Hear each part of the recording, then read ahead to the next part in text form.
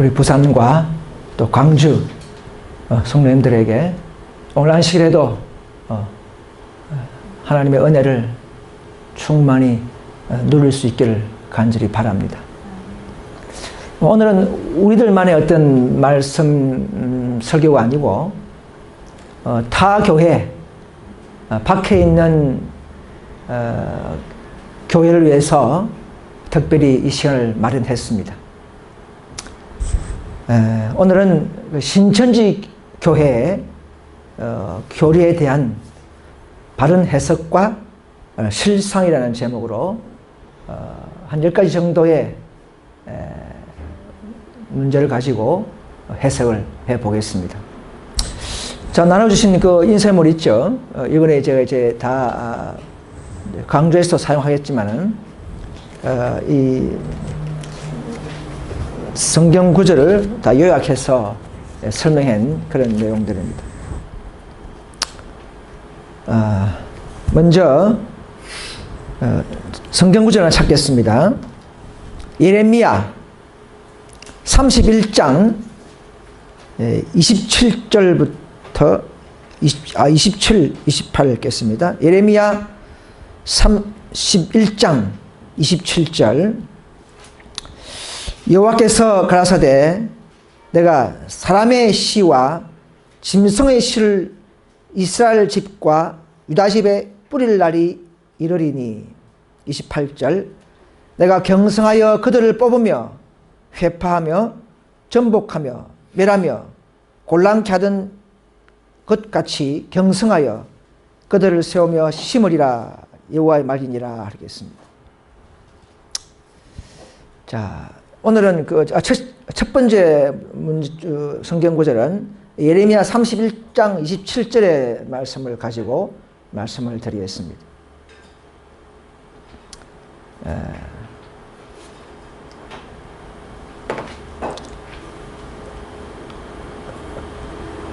앞에 보시면 사람과 짐승의 씨를 뿌린다 이렇게 되어 있습니다.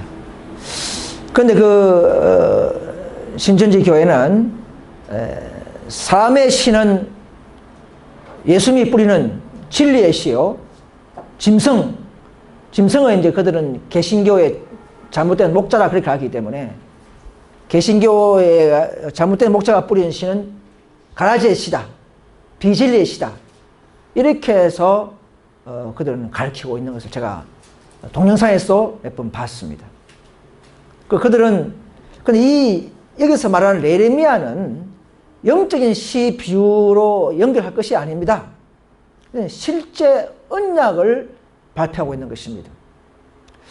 하나님의 영광과 인간의 기쁨을 위해서 하나님은 사람들과 다양한 짐승들이 함께 살게 되는 것을 항상 하나님께서는 기뻐하십니다. 그런데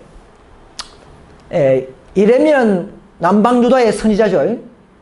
눈물로 호소했던 예레미야가. 그래서 이 남방유다가 무슨 죄를 지었습니까? 우상 숭배하고 뭐 불순종하고 뭐 안식일도 더럽히고 그랬지 않습니까? 그래서 그들에게 계속적으로 호소한 선지자입니다. 그런데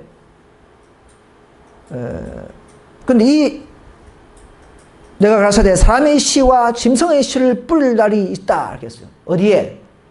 이스라엘 집과 유다 집에. 이게 뭐냐 이거죠. 왜 씨를 뿌린다는 것이냐 이거죠.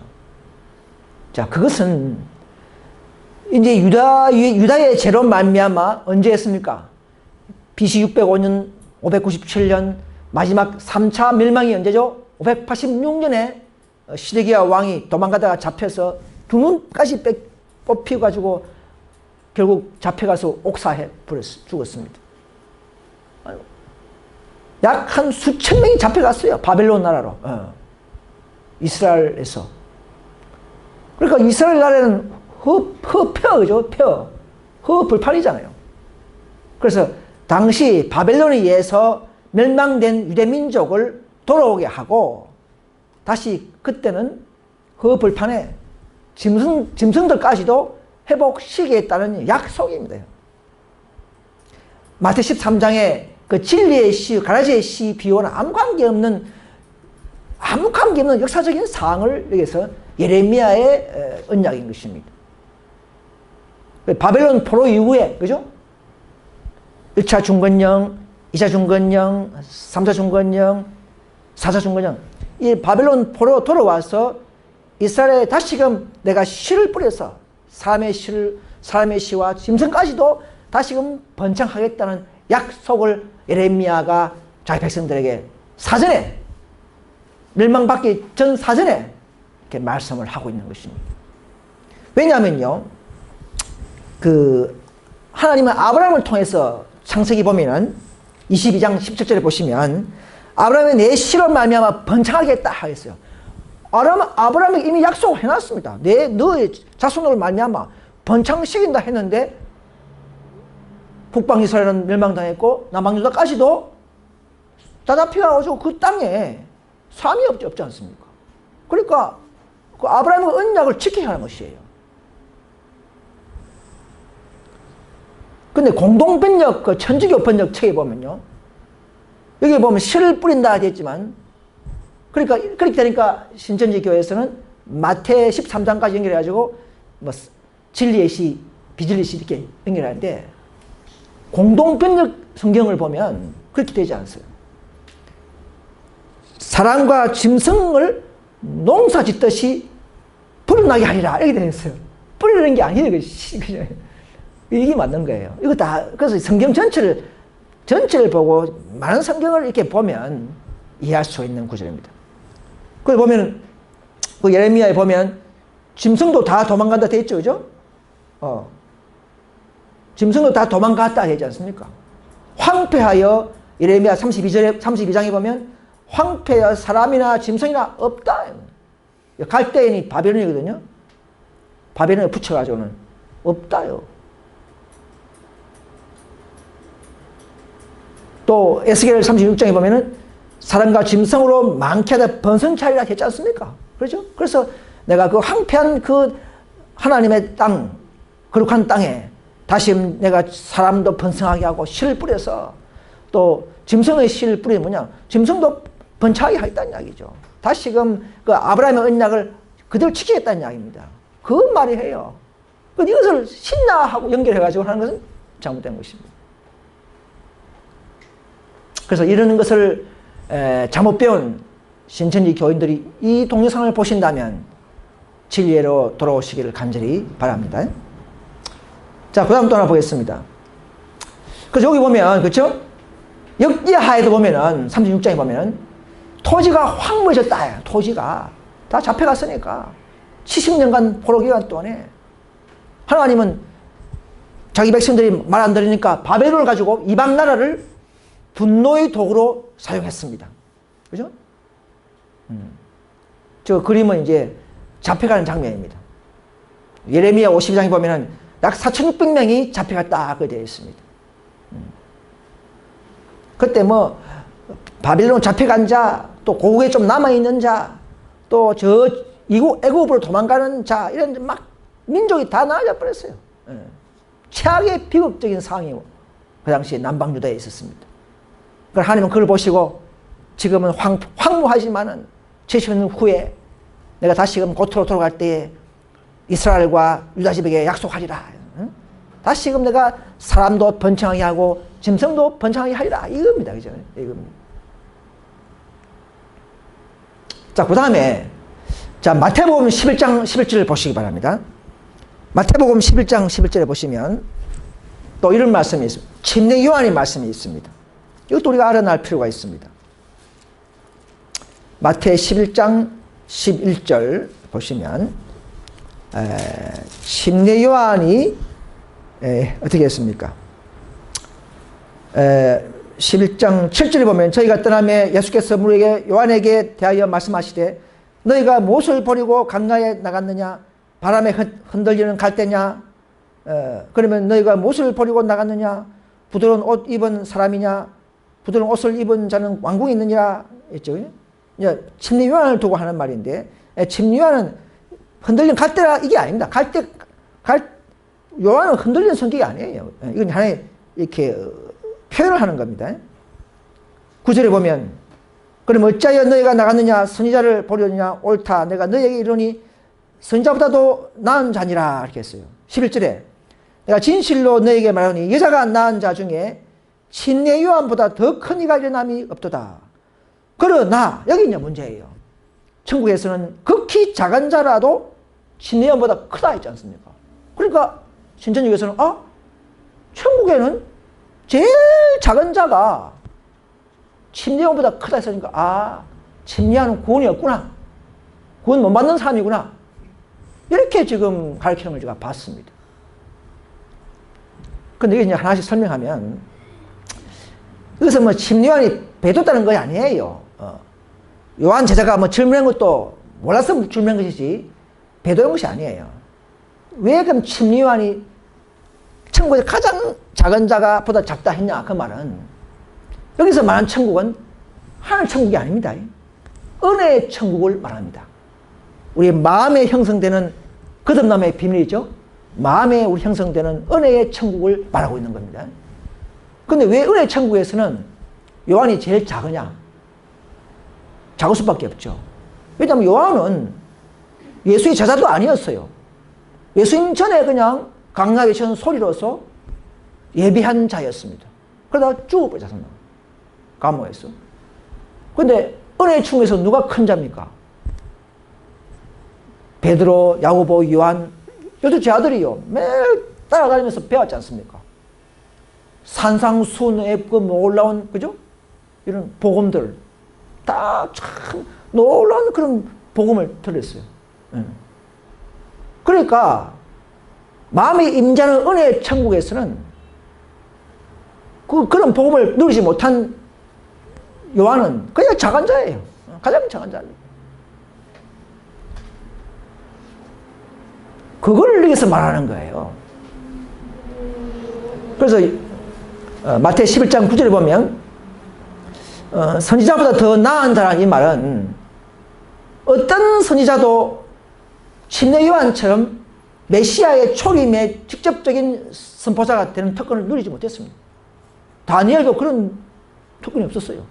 친내 요한은 직접 예수님을 보면서 외치는 그런 특권은 친내 요한 최고였습니다. 근데 이런 자들이 뭐 구원이 없다 하면 안 되죠. 이런 자를. 왜냐하면 앞에 정글 보면, 종합해 보면, 요한복음에 보면 하나님이 보내신 사람이라 했어요. 친내 요한. 또 누가복음에 보면 친내 요한은 주 앞에서부터 큰 자라 했어요. 친내 요한은 성령 충만으로 태어났습니다. 처음부터. 심지어 헤롯 왕도 요한을 어렵고 거룩한 사람이라고 인정한 사람입니다. 주 앞에서 예배할 이런 사람이 구원이 없다고요? 이건 말이 안 되는 이야기입니다. 신천지 교회에서는 친내 요한은 배도자로, 즉 이만희 그분 앞에 오는 예비자로서 배도자를 만들어야만이 자기가 또 구원자 나타나니까 친내 요한을 배도자를 만들고 첫 장막 이렇게 하면서 둘째 장막은 이긴 자가 되고 이런 식으로 어떤 교리를 만들어서 가르치는 걸 제가 봤습니다. 참으로 슬픈 일입니다. 우리 그들을 사랑하고 우리는 바른 진리로서 그들을 구원해야 되겠습니다. 그래서 친내 요한은 그 귀한 은혜의 천국 비밀을 듣지 못하고 죽었기 때문에 작은 자라요. 정말 작아. 그러나 그런 속에서 그런 자기 몫을 다했고 큰 일을 했기 때문에 그는 구원을 받고 남을 자였습니다. 그러니까 선자보다 더 큰 자라 했어요. 아니 선자보다 더 큰 자가 구원 받습니까? 그런 말이 안 되겠죠. 자, 다음에 또 넘어가겠습니다. 그 다음에 이제 마태 24장을 보겠습니다. 마태 24장. 참 이 유명한 요약된 계시록 같은 상징장이죠. 24장 19절에 마태 24장 19절에 보면 그날에는 아이 벤 자와 젖먹인 자들에게 화가 있으리라 이렇게 했습니다. 그러니까 이 신천지 교회를 보니까 아이 벤 자는 신약의 어떤 그런 애매한 구절을 그 비율 행동을 가지고 목자들이다. 젖을 먹인 자, 즉 그걸 가르친 자다. 이렇게 해가지고는 가르친 자들이 잘못됐다 이거죠. 그들은 이제 화가 있다 이렇게 했어요. 개신교 목자들이 잘못 가르친 자들이 화가 있다 그렇게 가르치는 거예요. 이건 영적으로 풀 일이 아니거든요. 그것은 실제 39년 후에, 그죠? AD 70년에 실제로 예루살렘이 멸망할 때에 그들은 정말 고통을 당했습니다. 당했어요. 심지어 뭐 신발도 막 뜯어먹고 너무 아이도 잡아먹는 그런 정도로 기근 속에서 고통을 당하다가 다 멸망했습니다. 당시 유대인들이 뭐 110만 명이 잡혀가고 있지 않습니까? 그래서 또 보면은 마태의 20절에 보면, 24장 20절에 보면, 너희가 도망한 일이 겨울이나 안식에도 되지 않도록 기도하라. 이런, 그 당시에 큰 멸망을 예수님 보시고 사전에 미리 예언을 알려주시는 것이죠. 그 실제적인 아이 벤자입니다. 왜냐하면 보세요. 호세아서 보면요, 그 앞에 13장에 보면은 해산하는 여인의 어려움이 그에게 임하리라. 이미 다 예언된 겁니다. 성경은 짝이 있습니다. 구약에 있는 역사가 재반복합니다. 구약의 남방 이스라엘의 그 어려움이 신약에 와서 예루살렘 멸망과도 동일한 일이 반복하고 있습니다. 그러니까 호세아도 보세요. 이스라엘의 그 어렵던 해산한 여인의 어려움이라고 했지 않습니까? 신약에도 아이 벤자가 어려움입니다. 또 누가복음 3장에 보면 보라 날이 이르면 사람이 말하기를 잉태하지 못하는 이와 해산하지 못하는 이가 차라리 복이 있다 이 말입니다. 그때는 임산부들이 더 복이 안 사람들이 더 복이 있다 이 말이에요.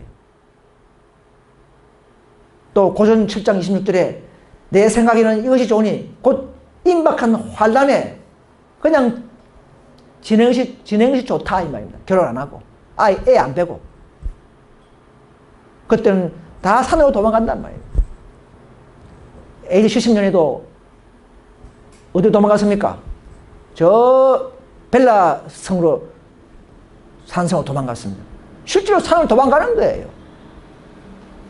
그때는 이방 군인들이 쳐들어오는데 로마 군대가 쳐들어오는데 그 교회에 있으면 안 돼요. 예루살렘이 교회에 있으면 안 돼요. 다 도망가야 돼요. 흩어져야 돼요. 뿔뿔이. 근데 지금 신천지 교회에서는 그 산이 어디냐? 시온산, 그 가천교회, 자기 교회로 들어오는 걸 말하는 거예요. 도로 가야 되는데 그 도로라는 도로. 그거는 여기에 적용되는 것이 아닙니다. 그때는 쳐들어오니까 다 도망가야 됩니다. 마지막 말세를 말하는. 지금은 진리의 교회로 모이는 것이 맞지만 앞으로는 우리 교회도 그죠? 모이지 않고 이제는 다 산으로 도망갈 때가 마지막 때를 말하면 되겠습니다. 자, 다음 또 보겠습니다.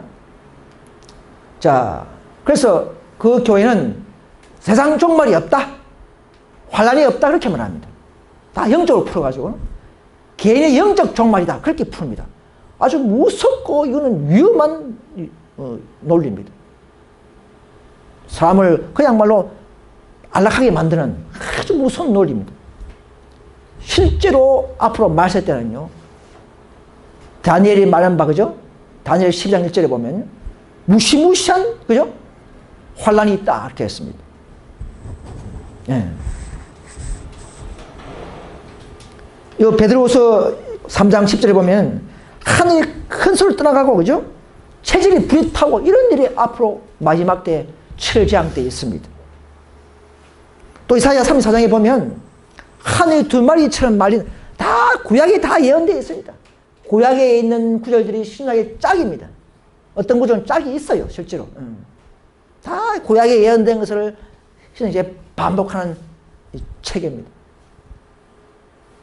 예레미야 25장에 보면은 그날에 여호와께 살육당한 자가 땅 끝까지 있다. 땅 끝까지 미친다. 이 땅 끝에서 접근 달 땅까지 살육당한 자들에게 진노의 포주를 마신 자들이 저기 있다는 것이죠. 근데 이제 신천지 교회가 뭘 가져오기로 하냐면은 이사야 2장 4절을 보시면 그까지 오기로 합니다. 이사야 2장 4절에 보시면 이런 말씀이 있어요. 거기 보니까 어떤 말씀이 있냐면 2장 4절에 이사야 보면은 그가 열방 사이에 판단하시며 많은 백성을 판결하리니 해가지고 밑에 와서는 다시는 전쟁을 연습지 아니하리라. 다시는 칼 들고 서로 치지 아니하며 전쟁을 안 한다 해서 그러니까 지금 뭐냐면 종교연합 운동을 하겠다 그렇게 하는 거예요. 그러니까 이건 전쟁 용식이 아니라 전쟁은 계속적으로 더 일어납니다. 앞으로 재림 때까지 직전까지. 그럼 이거는 그럼 무슨 말이냐? 향후 예수 재림하고 또 천년 후 새하늘 새 땅에서는 이 구절이 적용됩니다. 그때는 다시는 전쟁이 없고 다시는 고통과 아픔과 사망이 없는 그런 때에 이 구절이 성취되는 것입니다. 지금 성취된 게 아닙니다. 신천지 교회 성도님께서는 성경을 성경으로 풀어야 하고 성경으로 더 연구해서 이렇게 전체적으로 공부해야 돼야만이 하셔야만이 바르게 이해할 수가 있을 것입니다. 자, 그 다음 노아의 때도 멸망이 있었죠. 그럼 노아의 때가 같아 했지 않습니까? 지금도 그죠? 그럼 노아 때도 온 세상이 멸망했다면 물리적으로 지금도 앞으로는 온 세상이 황폐하게 멸망하는 것입니다. 결코 세상 종말이 없는 것은 아닙니다.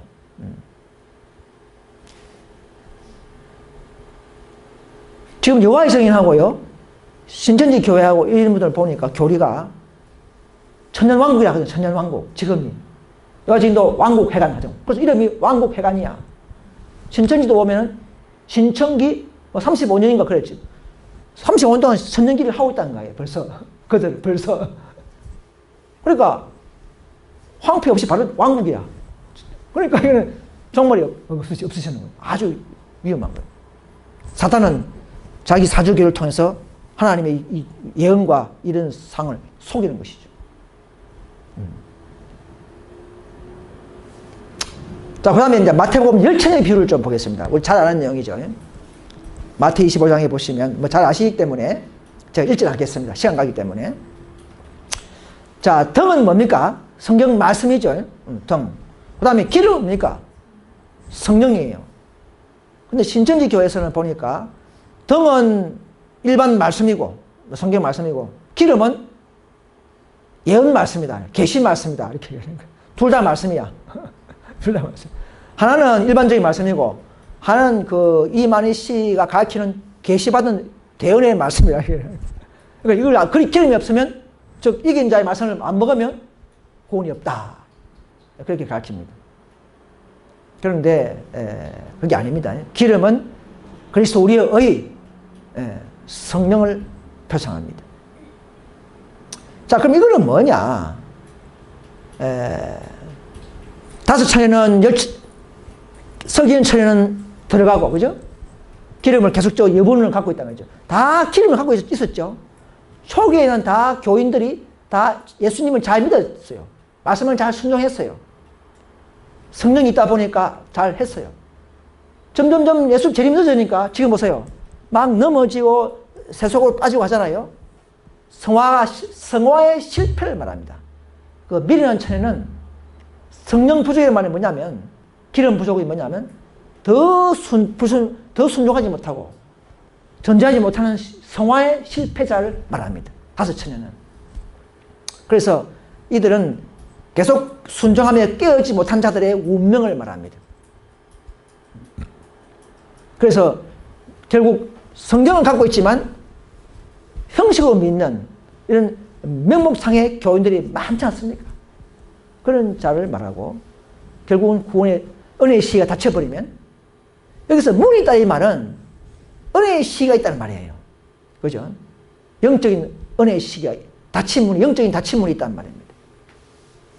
그래서 은혜의 시기 안에 우리가 열심히 회개하고 자기 죄를 버리면서 죄를 버리면 성령이 들어오잖아요. 그죠? 그러면 더 우리가 항상 그분과 교제하게 되는 이런 성화의 길을 가지 못하면 언젠간 다 떨어진다는 것이죠. 은혜의 시기 안에. 그래서 기름, 신천지에서 뭘 하냐면, 기름 파는 자가 있다 이렇게 해요. 기름 파는 자. 그래서 기름 파는 자를 사야 된다. 이게 기름 장수가 갑자기 주인공으로 등장하네요.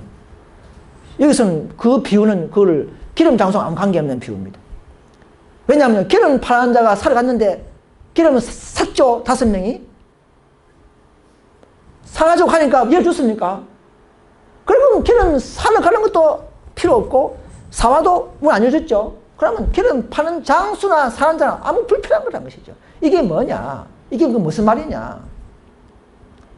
너희들이 평소에 불순종했기 때문에 이제 와서는 한번 노력을 좀 해봐라. 어? 기름 판 자 시중에서 한번 돌아다녀봐라. 하나의 빗대는 말이에요.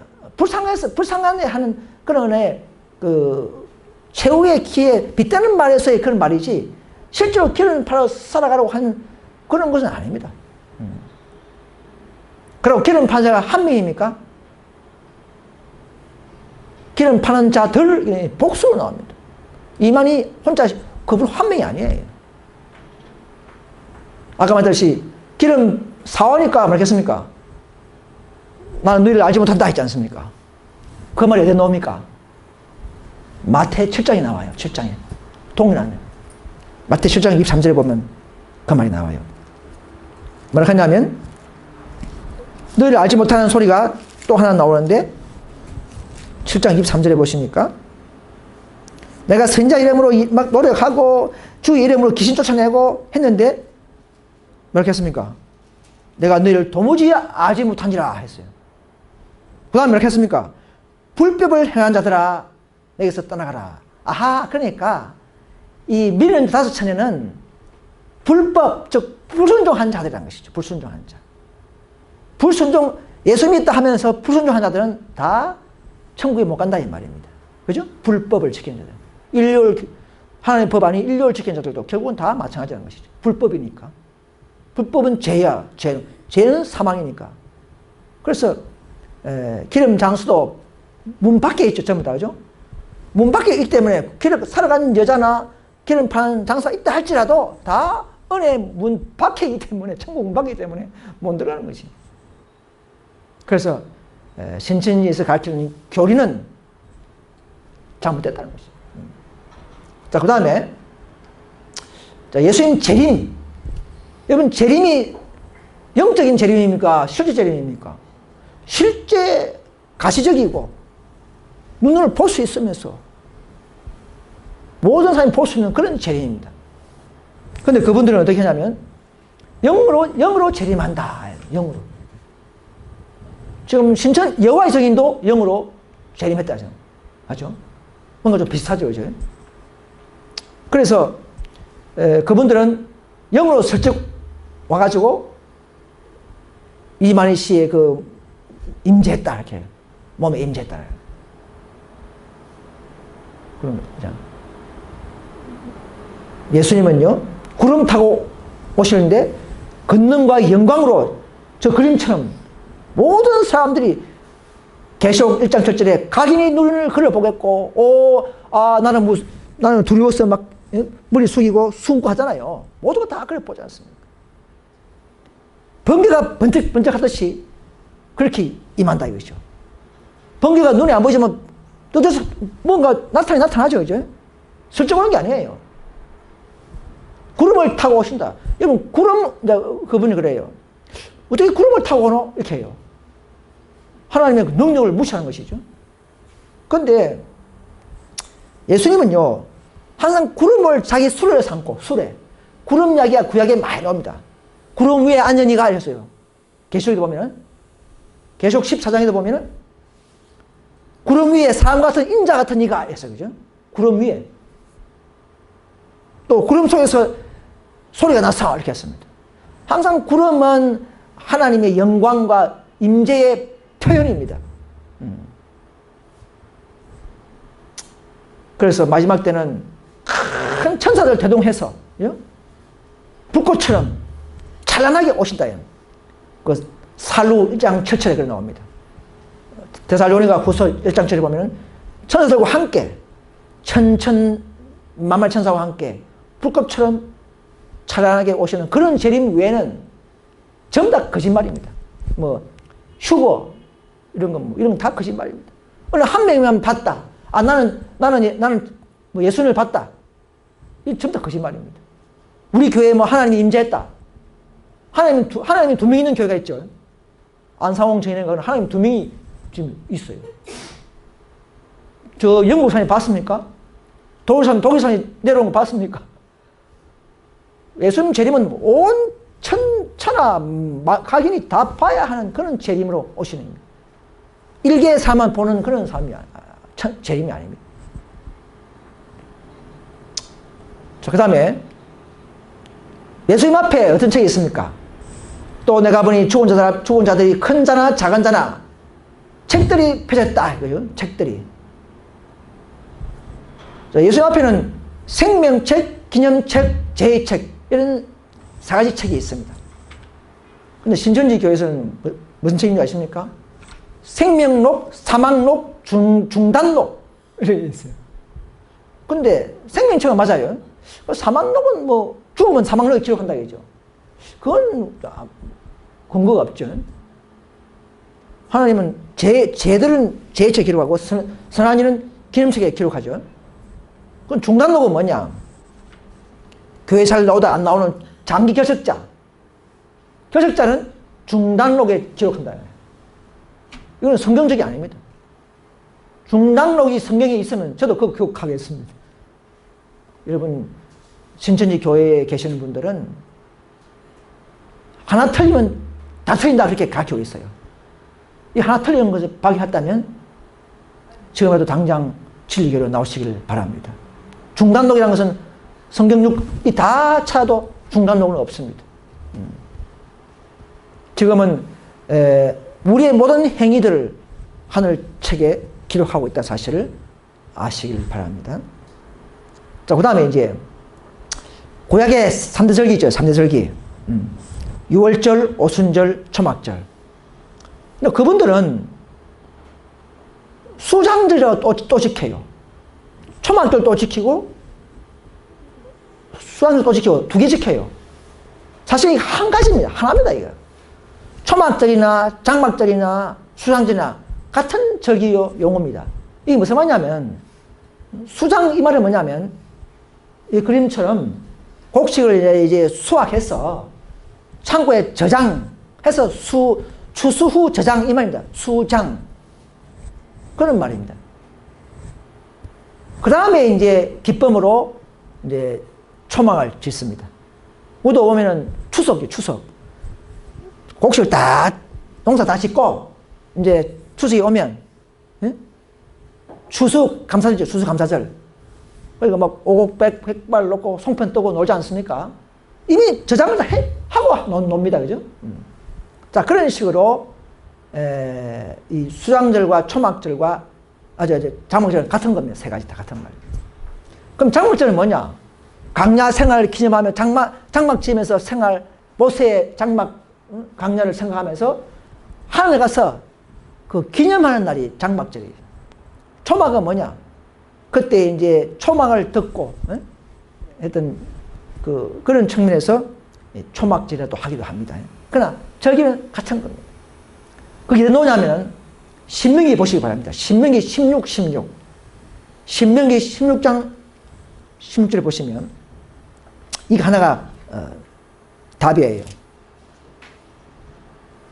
신명기 16장 16절에 보시면 자, 13절 보시면부터 16, 13 보시면 너희 태작 마당과 포도주 틀의 소출을 수장한 후에 그죠? 7일 동안 초막절을 지킬 것이요. 그죠? 수장절 따로 아니고 수장한 후에 초막절 지키라 이 말입니다. 그죠? 그 다음에 16절에 보면 너희 중 모든 남자는 1년에 3차 곧 무교절, 유월절 말합니다. 유월절도 무교절에 포함되니까 77절, 오순절 말하죠. 초막절에 나타나라 이 말입니다. 수장절은 없죠. 그럼 3대 절기는 뭡니까? 유월절, 그죠? 오순절, 철절절 말하죠. 오순 같은 말입니다. 초막절. 이게 3대 절기, 수장절이 아니에요. 그죠? 그래서 이 유월절은 왜 그럼 하나님 이 세절기를 꼭 나와라, 왜 이 세절기를 꼭 나오라 했습니까? 여러분, 유월절은 오늘날 신약에서는 예수님의 십자가의 희생을 기념하는 날입니다. 즉 우리는 뭐냐, 이 유월절을 우리가 지키는 거, 지키지 않지만 실질적으로 그 의미는 뭐냐면 그분의 죽음, 우리도 죽죠, 그죠? 죽을 때 뭘 받습니까? 하늘로부터 칭의, 그죠? 생명을 받잖아요. 그러니까 중요하기 때문에 구약에서부터 그 상징적으로 꼭 이 세절기만큼은 꼭 참석하게 만들었어요. 그럼 오순절은 뭡니까? 떡 두 덩이를 바치고 곡식을 이제 수확에 대해서 과일 수확을 위해서 기념했는데, 이거는 뭐냐? 성령 강림절이거든요. 성령을 받아라 이 말이에요. 앞에 유월절은 예수님께서 주신 선물, 칭이에요. 의 선물이에요. 그럼 오순절은 성령이 뭡니까? 성령께서 주시는 성령이라는 것이죠. 그 다음에 초막절은 이제 아버지를 만나서 아버지로부터 받는 놀라운 완전한 구원. 그래서 칭의, 성화, 완전, 이 세 상징이라는 것이죠. 오늘 우리 때는 이 세 가지를 다 겪는 자가 되어야 됩니다. 그렇죠? 하나 빠지면 되겠습니까? 안 되죠. 자, 근데 신약에서는 이런 절기가 왜 폐지되느냐? 이 모든 절기와 희생은요, 그리스도의 구속 사업을 상징하는 그런 한시법입니다. 그죠? 천년 이상을 앞으로 오실 예수님을 생각하면서 그분의 희생, 그분의 사업들을 낫기 위해서 계속적으로 교육하고 그들은 저기 지켜와는 것입니다. 그럼 십자가에서 오셔서 직접 본인이 그 양 대신에 양이 제물이 되었기 때문에 이제는 우리는 그 행위를 지킬 필요가 없는 거예요. 모든 절기는 에베소서, 골로새서, 갈라디아서 보면 그분의 육체로 폐했다 하지 않습니까? 이제는 우리가 행위로 날짜로 지키는 절기는 폐해버렸습니다. 그분께서 하실 사업은 남아있겠지만 우리는 그런 멍에 빠지도록, 그런 행위에 빠지지 않도록 편하게 해주신 것입니다. 안식일 외에는. 자, 그 다음에 이제 의인 부활은 다 영적 부활이죠. 몸의 부활입니다. 몸의 부활. 뭐 영이 그냥 유령이 부활하는 게 아니고 우리 몸으로 부활하는 것입니다. 예수님도 몸으로 부활했어요. 도마가 만져보니까 만져봤죠, 실제로. 그죠? 그죠? 옆구리 이어봤지 않습니까? 이렇게. 몸이 있는 분이에요. 단 신령한 몸이라는 것이죠. 우리 같은 이 썩을 체질의 육체가 아니고 몸은 가지고 있지만 뭔가 신령한 몸으로 부활하는 것 때문에 일단 그것도 신격체, 육체는 있는 겁니다. 그죠? 우리 같은 육체가 아니고 인성을 가진 몸으로 부활하시고 우리도 앞으로 그렇게 부활하는 것입니다. 사도행전 17장 18절에 이 답이에요. 여러분 요 한 개만 읽어놓으시기 바랍니다. 사도행전 17장 18절에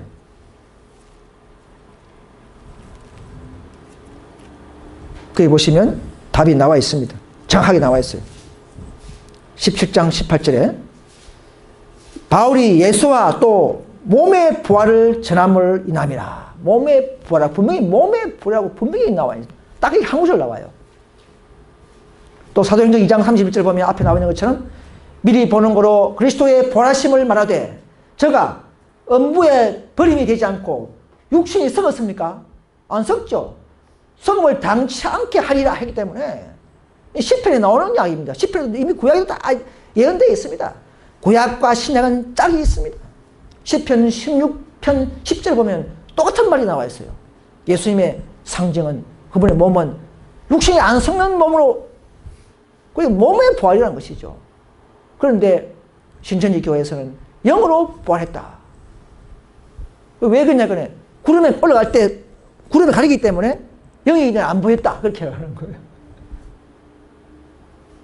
아주 잘못된 해석입니다. 그래서 그분은 신령한 몸으로 부활했습니다. 엠마오 제 아들하고 걸어갈 때 영으로 나타났습니까? 신령한 신격체지만 그러나 밥을 얻어먹었죠. 생선도 잡수신이라 하잖아요. 먹었죠, 그죠? 먹었어요. 뭔가 몸이 있는 거예요, 그죠? 먹었으니까. 그 다음에 이제 계시록 5장 10절에 보시면 이걸 잘 아셔야 됩니다. 5장 땅에서 왕노릇하는 때가 언제냐? 왕노릇. 그러니까 지금부터 지금 여호와의 정의나 신천지 교회는 왕국 해관, 그죠? 천년 왕국을 지금 지내고 있지 않습니까? 왕이라 하는 거죠. 제사장이니까. 그렇지만 이것은 그 말이 아닙니다. 계시록 5장 10절에 보면 나오는 말은 분명히 말씀은 있지만 저희로 우리 하나님 앞에서 나라와 제사장을 삼으셨다가 저희가 땅에서 왕노를 하려다. 그러니까 이 땅에서 왕노를 한다 이 말입니다. 그러니까 이거는 뭐냐면 지금 땅에서 우리가 왕노를 합니까? 아니죠. 이거 언제냐? 예수 재림 후, 천년 후 하늘 갔다가 다시 내려와서 이 땅에 성인 내려오고 다 내려오죠. 내려와서 이 땅에서 악인을 다 불태우고 새하늘 새 땅 만들어서 그때 새 땅에 그 새 땅에서 예수님과 함께 영원히 왕노하리로다 이 말입니다. 시기가 달라요. 시기가, 그죠? 그때를 말합니다.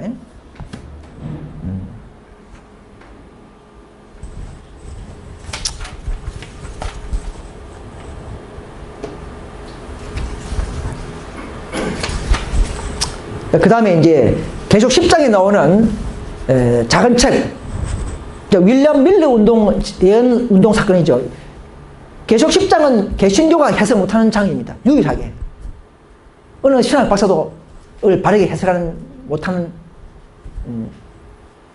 장입니다. 그냥 책 먹고 이제 예언을 하는 장면인데, 그래서 지금 신천지 교회는 이만희 씨가 책을 먹었다 그렇게 가르쳐요. 그래서 지금 대언자라 이렇게 하는데 그건 잘못된 것입니다. 그런데 이것은 그럼 왜 10장에 와서 하늘과 땅을 바다와 땅을 밟고 천사가 그죠? 구름을 입고 해 같은 모습하는 천사, 이거는 예수님을 말이에요. 예수님. 계시록에 보면 1장에 보면 1장 15절 보면 구름 입은 천사도 예수님이 나와요. 그러니까 구름 입은 천사는 예수님이라는 것이죠. 그 왜 예수님이 나타나느냐? 영적 나팔절 절기를 성취시키기 위해서, 큰 재림운동을 일으키기 위해서, 즉 그 뒤에 오는 대속절의 그 사업을 하기 위해서 나팔절 같은 일을 하기 위해서 오신 것입니다. 그걸 왜 직접 하시느냐? 본인이 다니엘서를 봉합했기 때문에. 다니엘 12장 4절에 보면 다니엘아 마지막 때까지 이 말을 간수하고 봉합해두라 하지 않습니까? 예수님 직접 지시했어요. 마지막 때까지 봉합했어요. 계속 봉합하면 안 되죠. 그럼 지금 신천지는 이걸 계시록이라는데 계시록이 아니고 이 작은 책은 계시록이 아니라 다니엘서의 예언 부분을 말합니다. 그래서 윌리엄 밀러가 그 책을 먹고 미국에 2300주야의 끝이 언제냐? 1844년부터 마지막 때다. 이걸 밝히면서 재림운동을 크게 하면서 영적으로는 영적 나팔철 같이 되어버렸고, 그 뒤에 대속죄의 비밀, 재림의 운동의 비밀들 다 밝혀지는 그런 놀라운 계기가 된 것이죠. 그래서 예수님이 봉함 지시하고 직접 와서 다시금 오픈하신 것이죠. 그 사건을 말합니다. 예수님이 모든 절기는 성취시킵니다. 그죠? 우리는 절기력이 필요 없고, 날짜로. 예수님은 그 영적 절기를, 그 사업을, 분명히 영적 사업을 성취시키는 것입니다. 이거 설명하면 시간이 많지만 제가 깊게 하지 않겠습니다. 자, 그 다음에, 자, 계시록 21장에 보면, 그들은 이제 계시록 7장에 보면, 입맞은 자, 바로 13사 천명이 나오죠. 그들은 어떻게 합니까? 신약의 자들 이름으로 오죠. 그죠? 그렇게 하죠. 베드로 지파, 요한 지파, 베냐민 지파, 이렇게 부산의 야고보 지파, 이렇게 신약의 12제자들의 지파를 붙여서 만들었어요. 이건 잘못된 것입니다. 성경 그렇게 한 지식이 없습니다. 성경은 야곱의 12아들의 지파로 분명히 이름을 붙이게 되어 있습니다. 만약 신약에 12명의 제자 이름으로 가면요, 천국 가면, 만약 간다 합시다. 가면은 천국 12문이 다 신약의 제자 이름이 없어요. 그럼 들어가지를 못해. 선약의 하늘 예루살렘 성에 도마 지파라는 게 없어. 도마라는 이름이 없어요. 그죠? 야곱이라는 이름이 없어요. 베드로라는 이름이 문이, 그럼 자기 문이 없어. 못 들어간다는 얘기죠. 성경은 성경대로 풀이하고 성경은 성경대로 해야 됩니다. 그죠? 그래서 그래서 그들은 야곱의 12지파 이름으로 아는 것은 그건 인간적 아무 근거가 없습니다. 그 설명하라면 설명 못 합니다. 그럼 신약의 12제자들의 이름이 어디 있느냐? 12기초석의 이름이 있어요. 기초석에. 문에는 없어. 12명의 제자들이 오순절 이름이 받고 파종을 했죠. 씨를 뿌렸죠. 복음의 씨를 뿌렸기 때문에 기초석에 이름이 있어야 마땅한 겁니다. 자, 우리 마지막 말세의 14만 4천 명들은 문에 이름이 있는 것이죠. 그래요. 마지막 문을, 집을 짓고 보면 마지막 문을 달지 않습니까? 그죠?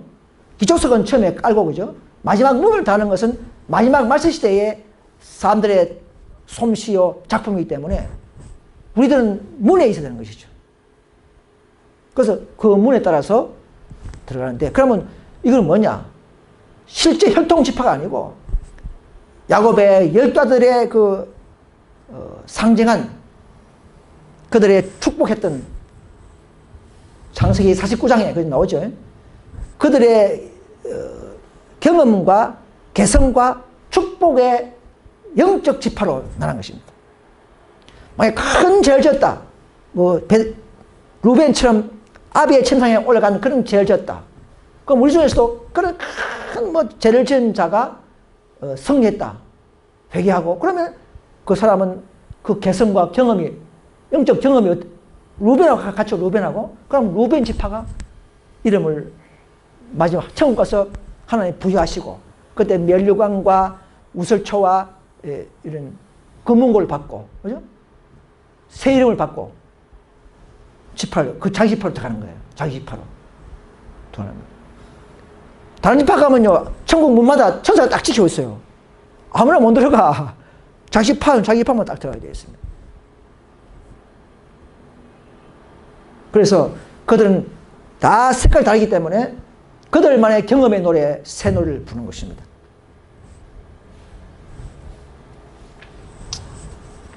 여러분, 그래서 성경적 약속의 사자와 또 잘못된 약속의 목자가 이렇게 되어 있습니다.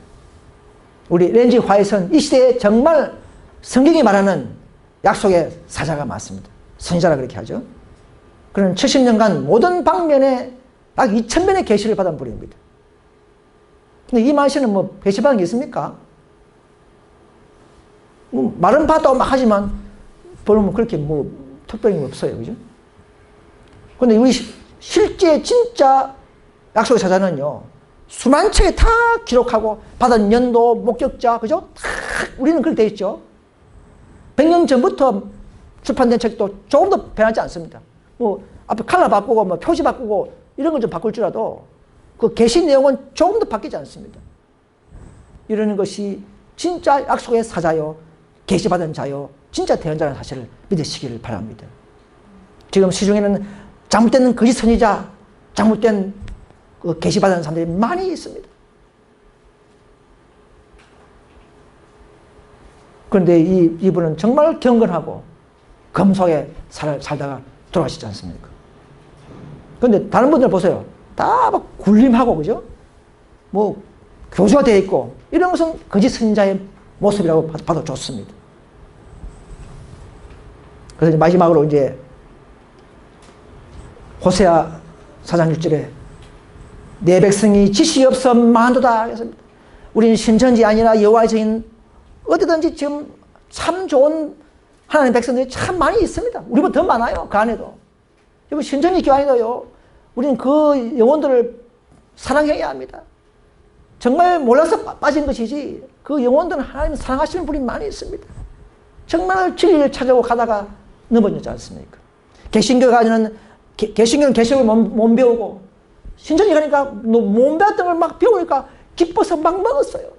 그것이면 그 안에 독이 있다는 사실을 그들은 모르고 먹은 것입니다. 모르는 것은 죄가 아니에요. 우리가 더 나쁜, 알면서 안 하는 것이 더 죄인 될 수가 있습니다. 우리가 더 알면서 안 지키는 사람이 더 죄가 될 수 있어요. 그럼 마지막에는 자리 바꿈 하죠. 자리 바꿈. 그래서 우리는 그 사람들을 사랑하고, 우리 강주 집회도 하지만 우리 그들을 위해서 우리가 정말 진리를 사랑하는 사람들을 위해서 우리는 봉사하고 찾아야 합니다. 그들 또 한 목장에 모이게 해야 합니다. 왜? 그들은 다 진리를 사랑하는 사람들 안에서는 다 형제이기 때문에 그렇습니다. 그래서 계시록 18장 4절에 보면 내 백성아 거기서 나와 했습니다. 모든 오류에서 이제는 나와야 됩니다. 그죠? 참 진리가 여기 있고 참 계시가 여기 있고 참 대언자가 여기 있다 사실을 우리는 알려주어야 합니다. 그래서 그가 받을 재앙들 그 안에서 재앙을 받지 말라는 겁니다. 우리는 그런 이런 많은 진리를 받은 저 여러분들은 이런 놀라운 사업에 동참해야 합니다. 정말 겸손한 마음으로 정말 영혼을 사랑한 마음으로 이제는 나서야 할 때가 왔습니다. 이제 더 이상 사탄에게 우리 형제자매들을 멸망하도록 그냥 두어서는 안 될 때가 온 것입니다. 그래서 마지막으로 이제 제가 이 말씀을 드립니다. 진리를 찾는 신천지 교님들에게 부디 기존 배운 해석관념을 잠시 내려놓으시고 성경은 성경으로 다시 한번 잘 비교 분별하셔서 참된 약속의 사자, 참된 계시와 실상이 있는 교회로 나오시기를 간절히 빌겠습니다. 오류가 없는 참 교회는 이 세상에 오직 하나입니다. 단지 여러분들은 그것을 찾지 못한 것이 죄였습니다. 저희 교단은 여러분들의 교회보다도 이미 100년 전부터 존재해 왔으며 과거부터 계시받은 그 계시록을 가르쳐왔다는 사실을 아셔야 합니다. 다만 우리의 성교의 부족으로 세상에 널리 알지 못한 것이 우리의 죄인 것입니다. 정말 진리를 사랑하신다면, 정말 참 계시록을 배우고 싶다면, 그렇게 찾고 찾는 자들은 모두 다 그리스도 안에서는 한 형제요 자매입니다.